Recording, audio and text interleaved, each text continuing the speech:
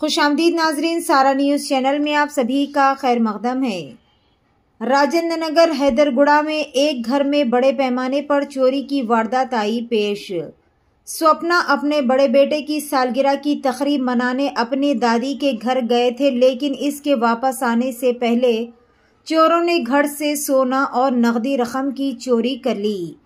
चोरों ने घर से 1 लाख रुपए की नकदी रकम और 20 तोले सोना चोरी कर लिया।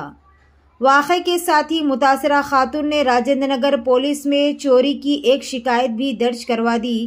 राजेंद्र नगर पुलिस ने तहकीकात शुरू कर दी और इस सिलसिले में एक मुकदमा दर्ज कर लिया। सीसीटीवी फुटेज में नजर आने वाले चोर को पकड़ने के लिए पुलिस की मुतअद्दिद टीमें भी तश्कील दे दी गई।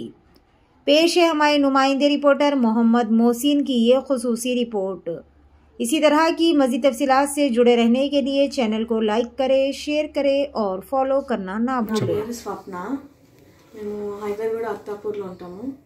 నిన్న మా ఇంట్లో దొంగలు పడ్డారు.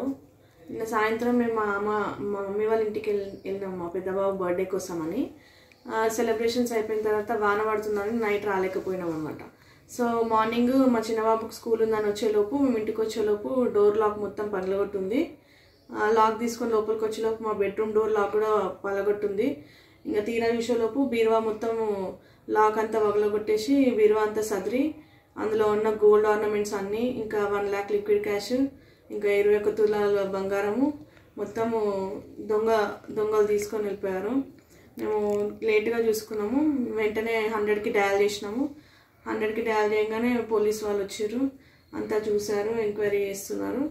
మాకు న్యాయం కావాలని అనుకుంటున్నాం.